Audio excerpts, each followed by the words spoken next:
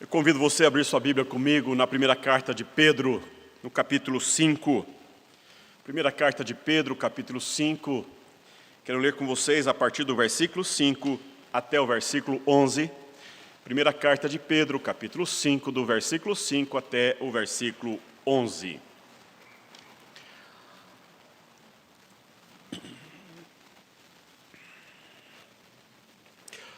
Rogo igualmente aos jovens, sede submissos aos que são mais velhos. Outros sim, no trato de uns com os outros, cingi-vos todos de humildade. Porque Deus resiste aos soberbos, contudo, aos humildes concede a sua graça.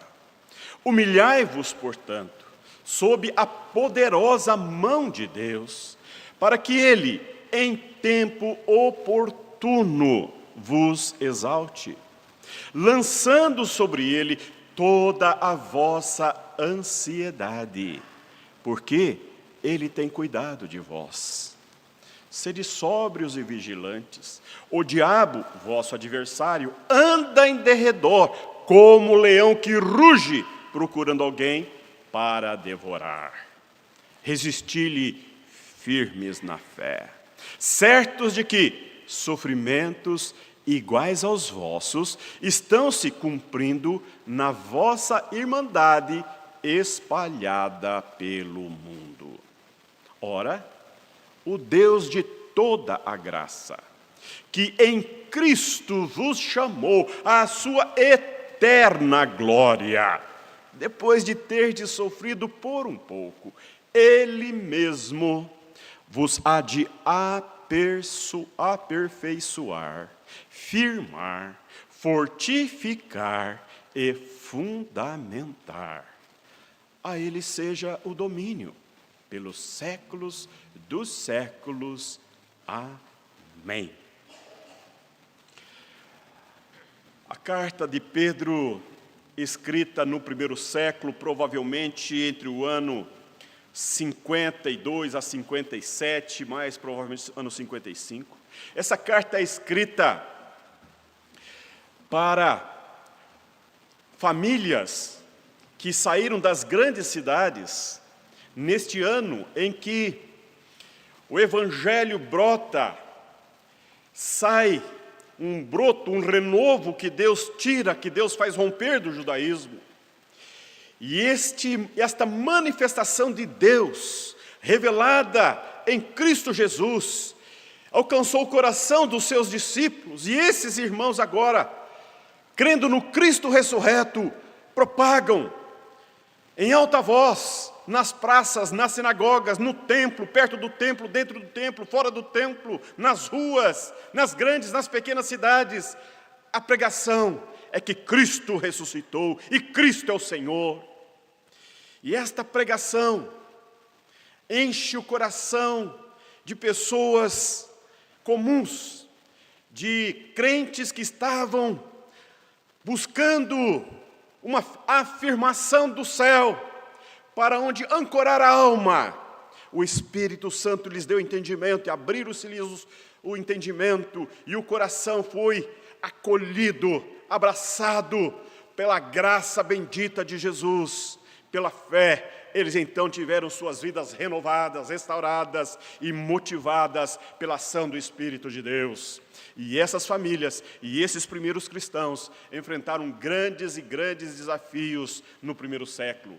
A igreja que surge, fruto da ação sobrenatural de Deus em Cristo Jesus e pelo poder do Espírito Santo na boca de homens comuns como eu e você, o Evangelho brota numa terra seca, numa terra árida, em uma cultura tão próxima da nossa cultura, uma cultura plural, uma cultura cheia de subculturas. O Império Romano estava no auge do seu apogeu. O Império Romano havia conquistado todo mundo de então, e embaixo do grande guarda-chuva do Império Romano havia muitas culturas que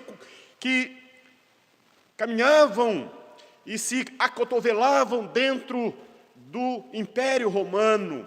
Muitas religiões, muitos deuses dos gregos, dos romanos, de outras culturas. O judaísmo era uma das religiões e surge nessa pluralidade cultural, nessa pluralidade religiosa, surge o movimento da graça de Deus e o evangelho alcança os corações das ovelhas de Jesus. E esse povo então, assodado, acuado, sofrendo as perseguições dos judeus, dos líderes judaicos e também depois do Império Romano. Muitas famílias perdem seus valores, seus vínculos, sua cidadania, seu sobrenome e são obrigados a sair das grandes cidades e vão se acotovelarem lá na atual Turquia hoje, lá na Ásia Menor, entre a Ásia e a Europa. Lá na Ásia Menor ficam os cristãos. E Pedro, como bom pastor, escreve para esses cristãos que estão lidando com muita dificuldade por conta do Evangelho. Se lá havia perseguição, cá também temos a nossa perseguição. Não, obviamente, com armas e punho e prisões e açoites, não. Os instrumentos que batem e açoita a igreja é de outra ordem, muito mais sorrateiro, muito mais escondido na cultura, que vai carcomendo os valores do coração, roubando os valores do coração dos nossos filhos, pelo conhecimento, pelas estratégias malignas e sórdidas de uma cultura sem Deus. E Pedro escreve essa carta para tratar do sofrimento. Essa é a ênfase do seu ministério, essa é a ênfase da sua carta. Ele escreve para animar esses cristãos, animar a igreja para enfrentar tempos difíceis, enfrentar pela fé, pela vivacidade da fé, pelo encorajamento da fé, enfrentarem tempos hostis, tempos difíceis, tempos complexos, porque o problema não estava apenas fora de suas casas. Havia problemas por conta de perdas financeiras, por perdas de laços familiares, vínculos sociais. Havia grandes prejuízos dessas famílias, mas também dentro de casa havia problema. Os jovens estavam com muita dificuldade de acomodarem essa nova realidade do futuro deles como filhos, olhando para o futuro, não viam muitas perspectivas de crescimento e desenvolvimento. Os casamentos foram rompidos, os compromissos de casamentos foram rompidos, então eles estavam também perdendo muito com relação ao futuro. As condições eram de subemprego e essas questões todas criaram grandes dificuldades, tanto externamente quanto dentro da família e dentro da comunidade cristã. Havia muitas dificuldades para lidarem com os novos rumos que a família está tendo a partir do Evangelho. Porque, meu irmão, minha irmã, o Evangelho é contracultural. O Evangelho é contracultural, e por ser contracultural, ele confronta, ele agride, ele bate nos valores ou desvalores da cultura. Isso ocorre lá e isso ocorre aqui. Eu quero dizer para você que ninguém passa pela vida sem sofrimento. O sofrimento é uma contingência da vida. O sofrimento faz parte do processo de crescimento e de desenvolvimento humano. Ninguém passa pela vida indolor. Nós não vivemos numa redoma de proteção. O Evangelho não propõe a nós uma isenção de dor e sofrimento. Pelo contrário, o Evangelho é o confronto que nos agride também, que agride a nossa própria cultura humana decaída e pecaminosa. O Evangelho é essa força do alto que questiona e confronta e exige respostas graúdas da nossa vida. Vivemos tempos em que a igreja está sendo tomada por valores da cultura, porque vivemos uma cultura em que não sabe lidar com o sofrimento. O sofrimento é hoje um dos grandes desafios da nossa cultura. As pessoas não sabem lidar com a dor. A dor traz um grande prejuízo para as pessoas. Houve tempo em que as pessoas enfrentavam corajosamente os seus processos de sofrimento, expunham-se com muito mais vigor e bom ânimo para a dor, para o sofrimento, do que esta geração. Eu sou de uma geração da década de 60, em que vi meus pais, os meus avós, levantarem muito cedo, 4 da manhã, para enfrentar uma rotina pesada, difícil, de roça, de trabalhar sol a sol, logo de manhã, voltarem para casa cansados, fatigados, exauridos, dependendo da chuva, dependendo do sol, para que tivesse subsistência em casa. Somos de uma geração em que viu esse país crescer, esse país se desenvolver, fruto do trabalho, fruto da boa vontade de homens e mulheres que arregaçaram as mangas e foram para a luta, foram para o trabalho. Não usaram esforços, não mediram esforços para dar boa educação aos seus filhos, não mediram esforços para construir oportunidades novas para os seus filhos. Hoje, temos uma geração que não sabe lidar com a dor, não sabe lidar com o sofrimento, com o enfrentamento. Dói muito, sofre muito, muito choro, muito pranto, muita dor, muita dificuldade. A fragilidade, a inconsistência é a marca do nosso tempo. Pedro escrevendo a essas famílias, ele chama atenção para um olhar que eles devem ter. Veja o que está comigo no versículo 5. A palavra dele é para os jovens. Jovens, sede submissos aos que são mais velhos. Outro sim, no trato de uns com os outros. Cingi-vos todos de humildade, porque Deus resiste aos soberbos. Contudo, aos humildes concede a sua graça. Qual é o problema? O problema é a grande dificuldade dos jovens em lidarem com as mudanças familiares que estão se processando. Os jovens estão com dificuldade de lidar com seus pais que tomaram decisões e agora lhes impõem prejuízos. E eles não estão lidando bem com esta nova realidade, com essa nova situação. E isso cria uma dificuldade, isso traz um prejuízo nos relacionamentos familiares. E não apenas os relacionamentos familiares, mas os próprios pais começam a questionar as suas decisões, começam a questionar os seus processos decisórios e começam a ver se de fato isso faz sentido ou não. Então Pedro continua escrevendo, veja o versículo 6. Humilhai-vos, portanto, sob a poderosa mão de Deus, para que, em tempo oportuno, vos exalte. Meu irmão, minha irmã, eu não sei como você lida com o sofrimento. Eu não sei como você lida com o dia mau. Como você lida com o dia que chega e é como um tsunami que traga a sua alma, que captura o seu pensamento, que descentraliza as suas emoções. Aquele dia que vem inadvertidamente, inesperadamente, que vem saculejar as estruturas da sua fé, vem mover as estruturas, os alicerces do seu casamento, da sua família. Essas circunstâncias, essas situações que conspiram contra a estabilidade, contra a segurança, que compromete, no primeiro momento, o futuro da família. Esses movimentos históricos a que todos nós estamos sujeitos, que nos causam dor, que nos causam prejuízos, que nos causam perdas, que nos trazem um desconforto. Como você lida? Pedro está propondo um caminho, e é sobre este caminho que eu quero falar com você nesta noite.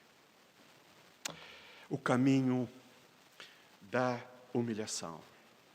O caminho que é de gente graúda, de gente consistente, de gente que quer crescer, de gente que quer de fato fazer diferença, que quer dar respostas de gente grande diante de Deus. Diferentemente de Pedro, e quem está escrevendo é Pedro, esse homem que está escrevendo essa carta é aquele mesmo que quando Jesus foi preso naquela quinta-feira, ele pegou a espada do soldado e decepou a orelha daquele que estava prendendo Jesus. Este é o Pedro que está escrevendo essa carta. Este é aquele homem que, num rompante de fúria, num rompante de ira, num rompante de discordância com os fatos que estão se processando diante dos seus olhos, ele vai com a sua força, com o seu ímpeto, volta-se contra o que Deus está encaminhando e processando na sua própria história. Ele, na sua no seu vigor, na sua força, no seu desejo de se libertar e libertar o Cristo da cruz, ele avança contra o soldado e ele é repreendido por Jesus. E ele imediatamente é repreendido por Jesus. Agora ele está dizendo aquilo que ele aprendeu naquele episódio. Humilhai-vos, humilhai-vos, portanto, sob a poderosa mão de Deus. Meu irmão, minha irmã, a igreja nos últimos 10 anos foi saculejada, foi sacudida por uma teologia, dita teologia da prosperidade. Essa teologia da prosperidade apregoava que a doença não vinha de Deus, de que o crente não fica pobre, de que o crente não fica doente, de que o crente não passa dificuldade. Esta teologia que chegou dos Estados Unidos e varreu as nossas igrejas, trouxe muitos transtornos e dificuldades para a fé de muitas, e muitas igrejas abraçaram essa corrente teológica tão equivocada, tão distanciada da verdade bíblica. E então, por um tempo, houve muitos determinismos a Deus, muitas palavras de ordem, muitas repreensões ao diabo, muitas buscas aos grandes avivalistas, aos grandes pregadores, aqueles que tinham o poder da boa oração, a oração forte.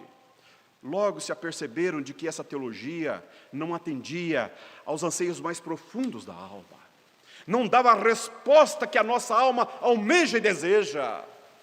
Graças a Deus ela passou.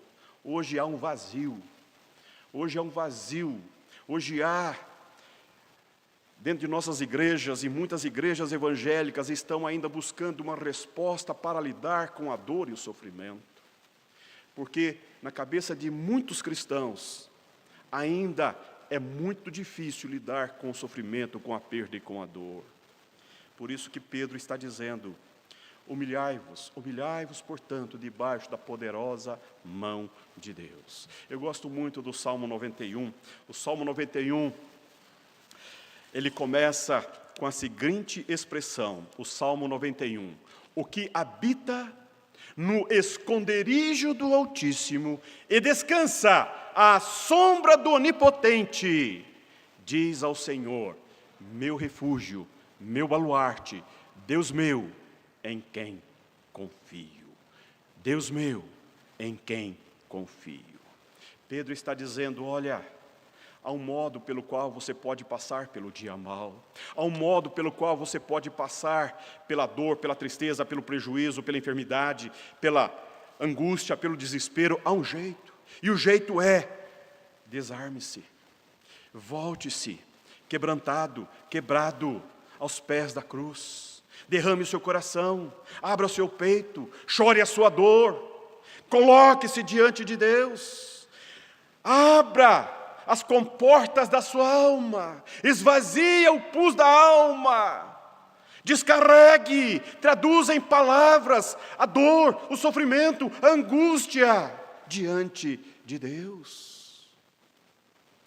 O Salmo 139 é uma linda oração do rei Davi, e o rei Davi escreve essa oração em um momento em que ele está com um grande aperto, um grande apuro, ele está fugindo de seu filho, ele está fugindo de Absalão, ele não quer voltar-se contra o seu filho, que revoltou-se contra o pai, e então, para não guerrear com o filho, Davi foge, e Davi vai esconder-se em um buraco, em uma caverna, e quando ele chega lá, ele está só, ele está absolutamente só, e ele entra naquele buraco, ele entra naquela caverna, e o que ele faz?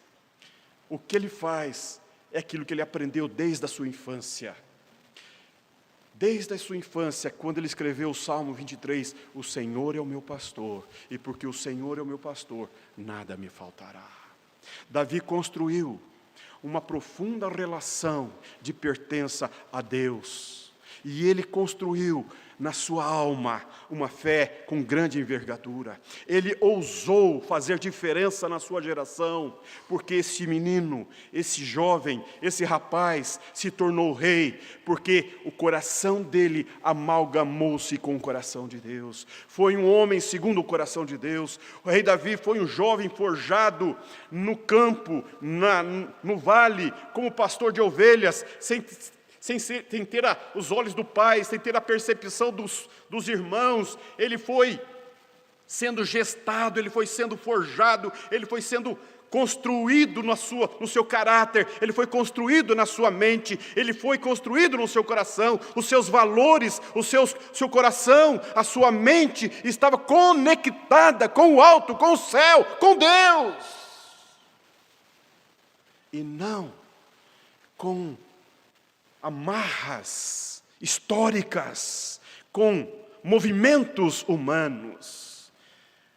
Quando ele fala, o Senhor é o meu pastor, e porque o Senhor é meu pastor, nada me faltará, ele vai entrar numa oração com Deus, e o primeiro olhar dele não é para o seu inimigo, o primeiro olhar dele não é para a sua dor, o primeiro olhar dele não é para o buraco onde ele está, para a sua solidão, o primeiro olhar dele é para Deus, e ele diz, Senhor, Tu me sondas e me conhece. Ele está dizendo, Senhor, a minha vida está diante de Ti, o meu futuro está em Tuas mãos, a minha alma está derramada aos Teus pés, eu sou Teu, o Senhor me amalgamou, o Senhor me forjou, o Senhor me fez.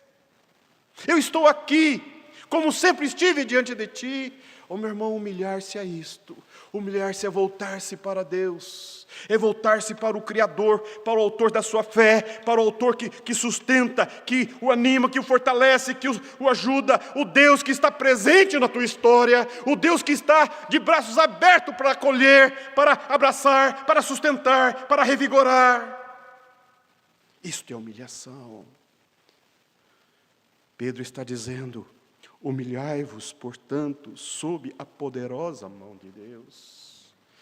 Que coisa extraordinária quando nós aprendemos e compreendemos que, quando as circunstâncias fogem ao nosso controle, quando os pensamentos se tornam como gigantes que conspiram contra a nossa alma, naquelas noites tenebrosas de insônia, em que os pensamentos parecem que querem tragar o nosso coração, e nós ficamos turbados, perturbados. Esses momentos, meus irmãos, é um grande convite da graça de Deus, é um grande convite do amor eternal, paternal de Deus, é o convite de Deus para que você venha corajosamente, ainda que quebrado, fatigado, exaurido, arrebentado, sem repertório, sem nenhuma perspectiva de futuro, o que você pode fazer, o que você deve fazer, é buscar a Deus, é olhar para Deus, é olhar e mirar a Deus. Esse é o caminho do cristão, esse é o caminho do cristão. Pedro está dizendo que Deus resiste ao soberbo, contudo, oferece graça aos humildes, Ele concede graça. Quando que nós não nos humilhamos a Deus? Quero dizer para você nesta noite que nós temos dois comportamentos diante da dor, dois comportamentos, ou o comportamento de Abel, ou o comportamento de Caim. Se você ler o capítulo 4, você vai perceber que no capítulo 4 ocorre o primeiro homicídio. No capítulo 4 de Gênesis, uma crise familiar se instala, porque Caim vai oferecer sacrifício para Deus, e ele oferece aquilo que ele entende que seja agradável a Deus. Abel, vendo o irmão oferecer sacrifício a Deus, também oferece o seu sacrifício. E o que ocorre é que Deus agrada-se do sacrifício de Abel e Deus rejeita o sacrifício de Caim. E em não recebendo, não sendo aceita a sua oferta, e sendo aceita a oferta de Abel, Caim volta-se contra Abel e mata o seu irmão, e ocorre o primeiro homicídio na família. Às vezes, nós cometemos um suicídio espiritual. Às vezes, nós cometemos um desatino espiritual, quando nós não compreendemos os movimentos de Deus na nossa própria história. Quando nós não compreendemos os movimentos eternos de Deus na nossa família, na nossa vida, e não nos submetemos aos processos eternos de Deus na nossa própria vida. Quem é Abel? Abel é o filho mais novo de Adão e Eva. Ele imitou o seu irmão levando uma oferta. Agora, o que sabemos de Abel, além do que está escrito apenas no capítulo 4 e também no capítulo 11 de Hebreus, versículo 4, o autor de Hebreus faz uma referência a Abel. Olha que coisa bonita está lá. Pela fé, Abel ofereceu a Deus mais excelente sacrifício do que Caim, pelo qual obteve testemunho de ser justo, tendo a aprovação de Deus quanto às suas ofertas. Por meio dela, também mesmo, depois de morto, ainda fala. Essa atitude de Abel fala pela história, pelos séculos dos séculos, fala, porque ele foi aceito por Deus. Sabe qual é o nome de Abel? Nada. Absolutamente nada, é isto.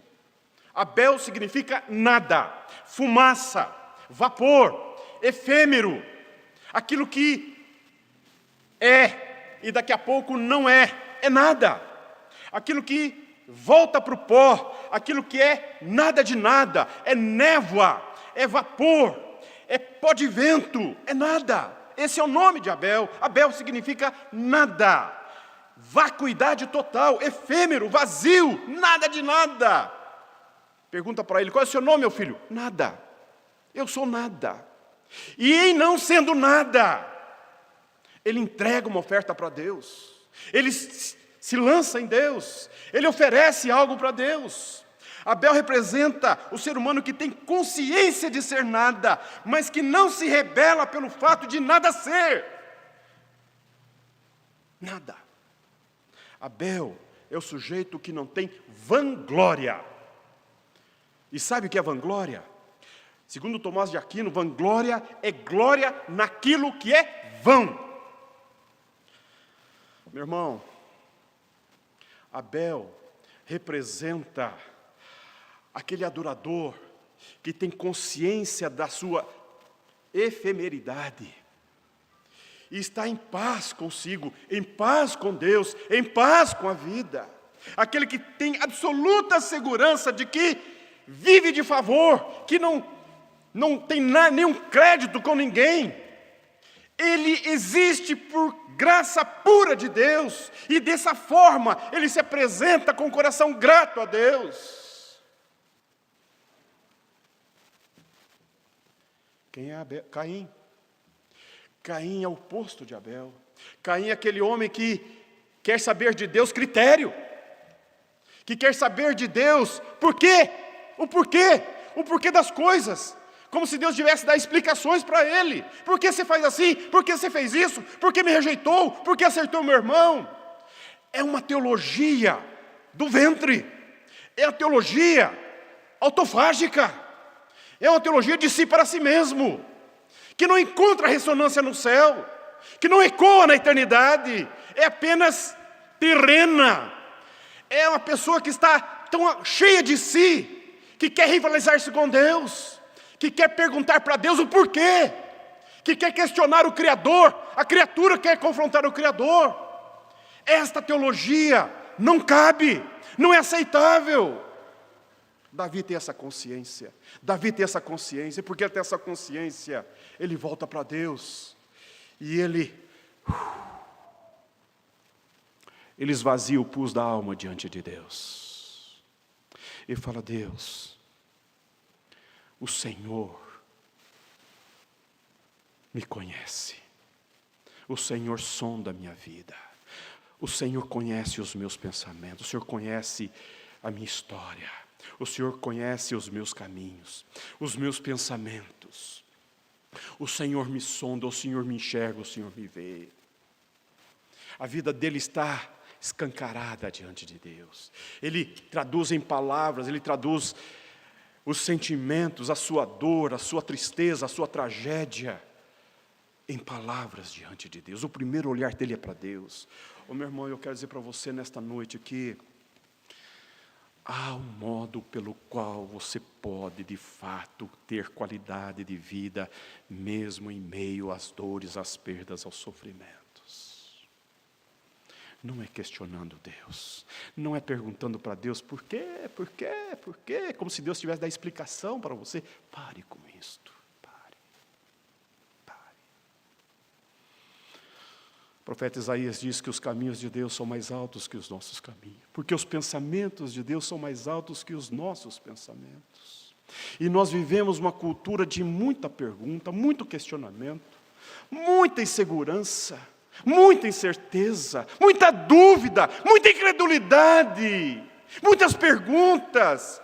A teologia de Caim está presente na vida da igreja, porque é tanta pergunta querendo entender a mente de Deus. Como entender a mente de Deus? Ele é o Criador, Ele é autoexistente, Ele se basta, os caminhos dele são mais altos. O que nos basta é saber que as mãos deles estão sobre nós. As mãos poderosas e potentes de Deus estão sobre nós. Ainda que nós não compreendamos, ainda que nós não entendamos, ainda que nós estamos passando por um caminho estreito, apertado, complexo, difícil, ainda que o injusto prospere, que os maus caminhem nos seus descaminhos e prosperem aos nossos olhos, ainda assim o Senhor é fiel e justo. Ou nós cremos nessa palavra, ou nós precisamos rasgar grandes partes do texto bíblico, porque há uma incoerência às vezes com os nossos pedidos diante de Deus. Quando a dor chega, quando bate a enfermidade, às vezes nós não verbalizamos, mas o nosso coração vai ficando duro, vai ficando empedernido, e aquela ira humana, pecaminosa, vai crescendo no nosso coração, e os nossos pensamentos vai formulando conspirações contra o santo, contra o eterno, contra o justo, contra o Deus a quem amamos. E nós vamos nos distanciando da palavra de Deus, nós vamos nos distanciando da oração, e nós vamos nos distanciando do próprio Deus, e vamos ficando cada vez mais complexos, difíceis. As perguntas que são formuladas não encontram mais respostas, e o coração vai se enfermando, e vamos entrando num complexo de prejuízo emocional, e as dores começam a ser sentidas e ressentidas, e vamos ficando ressentidos, e esse ressentimento vai desembocar numa ira. Meu irmão, minha irmã, Pedro está dizendo aquelas famílias que estão passando por perda, por dureza, por dificuldade, pelo dia mau: humilhai-vos, humilhai-vos perante Deus, humilhai-vos, portanto, sob a poderosa mão de Deus, para que Ele, em tempo oportuno, vos exalte. Eu quero dizer para você que nós não somos supercrentes, nós não somos. Nós não somos super-homens, não somos super-mulheres. E é verdade que às vezes as más notícias atravessam como flecha o nosso coração. Às vezes sentimos-nos traídos, às vezes sentimos-nos injustiçados, às vezes sentimos-nos abandonados, às vezes sentimos-nos largados, e às vezes ainda ouvimos um silêncio da parte de Deus. É como se Deus não ouvisse o nosso clamor, a nossa oração, e às vezes entramos num abismo e parece que esse abismo não tem fim. E às vezes a nossa alma mergulha num abismo profundo e sentimos tão só, abandonados. É sentimento, é sentimento, é sentimento.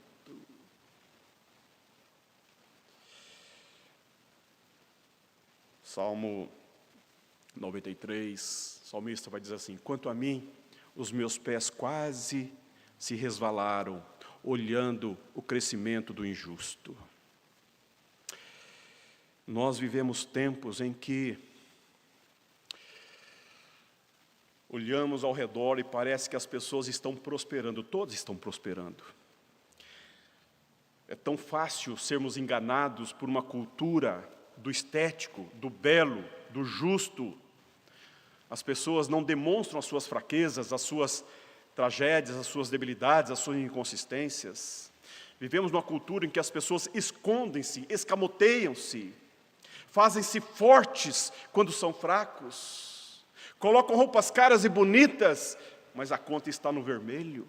Pessoas que querem impressionar pessoas de que não gostam, e então trazem grandes prejuízos para si, quando na verdade o que há por trás de uma casca, de uma aparência, são corações quebrados, almas dilaceradas, arrebentadas, gente perdidamente perdidas nos seus sentimentos, nas suas emoções, que não sabe discernir entre a mão direita e a mão esquerda, que precisam desesperadamente do Evangelho de Cristo Jesus.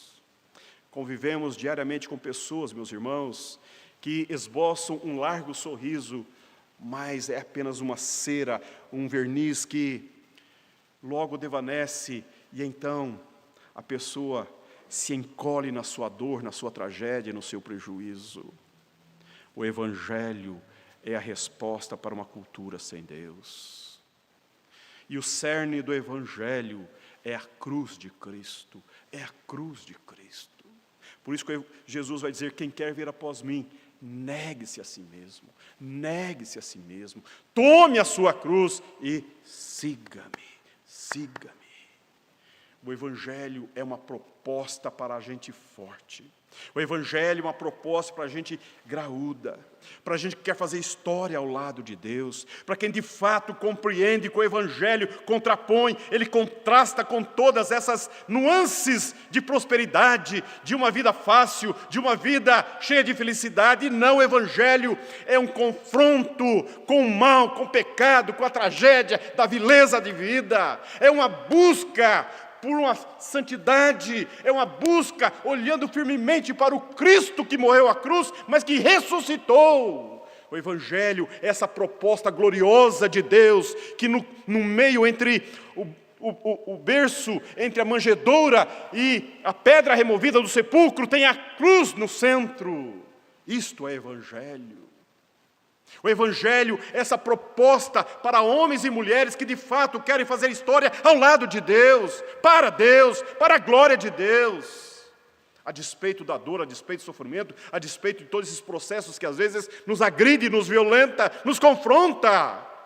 Pedro está dizendo: humilhai-vos, portanto, debaixo da soberana mão, poderosa mão de Deus. Meu irmão, nessa noite eu quero convidar você. Eu não sei como você está, eu não sei quais são as dores que estão aí sendo sentidas e ressentidas no teu peito, eu não sei quais são as angústias, o seu choro, o seu pranto, o que está se perdendo, o que se perdeu, o que se rompeu, o que se quebrou, o que se partiu, mas eu quero dizer para você: é hora de você voltar corajosamente aos pés da cruz, e numa sinceridade, fala: Jesus, eu sou isso, eu estou assim, eu sou o que sou, eu estou assim como estou.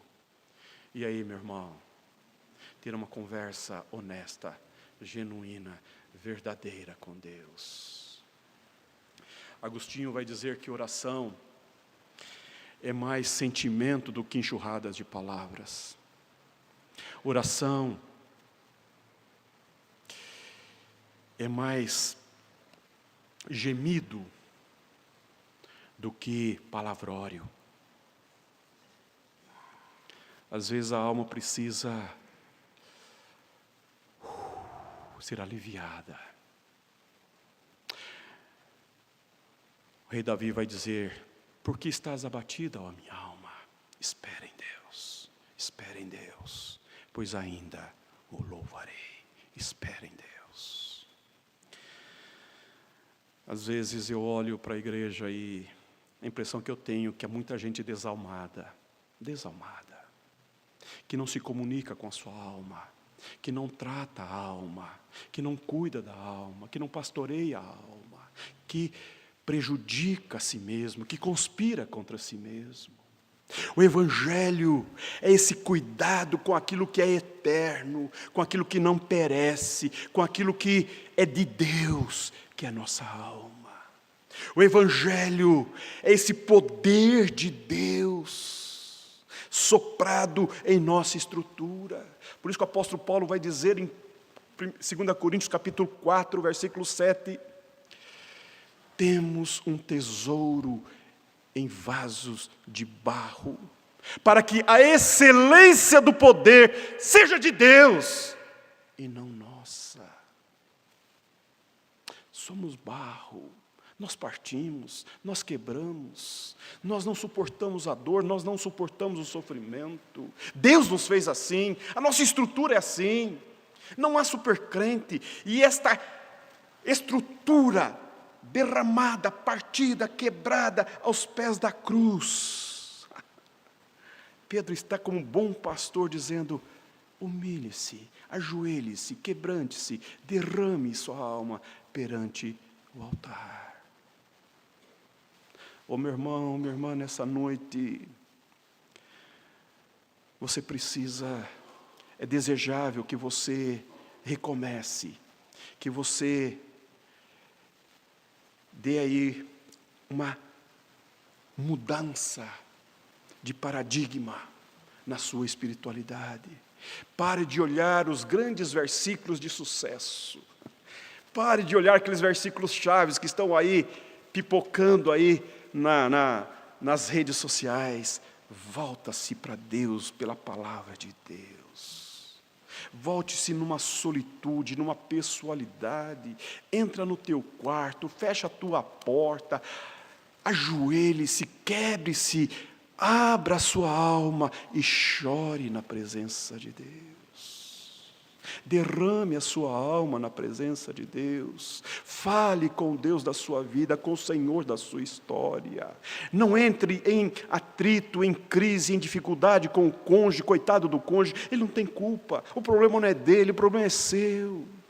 Ele não tem repertório para também lidar com as suas crises espirituais. Convide ele para orar com você. Não entre em demanda com o pai, com a mãe, com o irmão. Meu irmão, minha irmã, Deus não desperdiça sofrimento na vida do crente. Deus não desperdiça a dor, a dificuldade. A cruz aponta para a ressurreição. A cruz aponta para o túmulo vazio. Negar a si mesmo é negar a sua vontade própria, a sua autojustiça, o seu autovitimismo. Ficar com dó de si próprio, pare com isso. Esse não é o caminho, isso é caminho do diabo.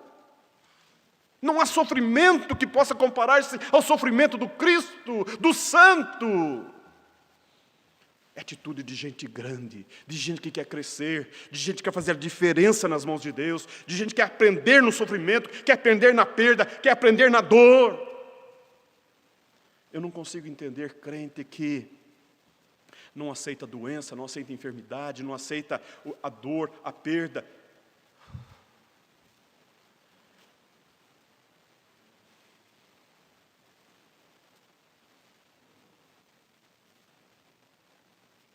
Negue-se a si mesmo, tome a sua cruz e siga-me. Eu quero concluir. Olha o versículo 6, ao versículo 7. Lançando sobre ele toda a vossa ansiedade.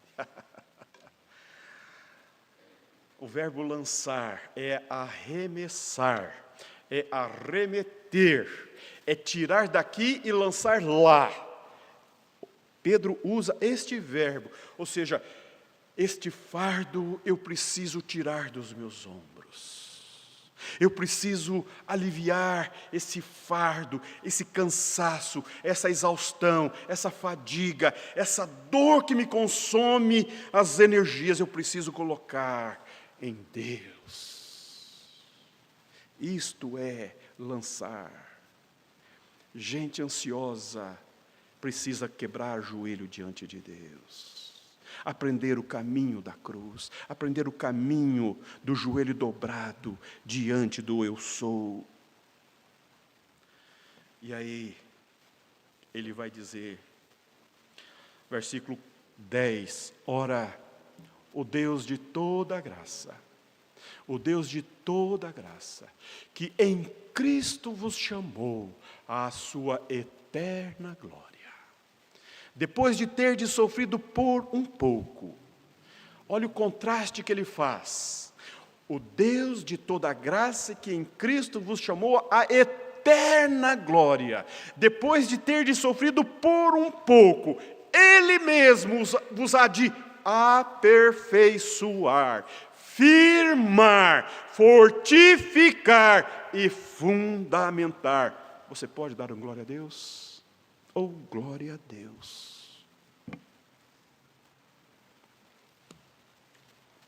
A Ele toda a glória, a Ele todo o louvor, pelo século dos séculos. Amém. Que Deus abençoe você, meu irmão. Que Deus abençoe o seu coração. Que Deus abençoe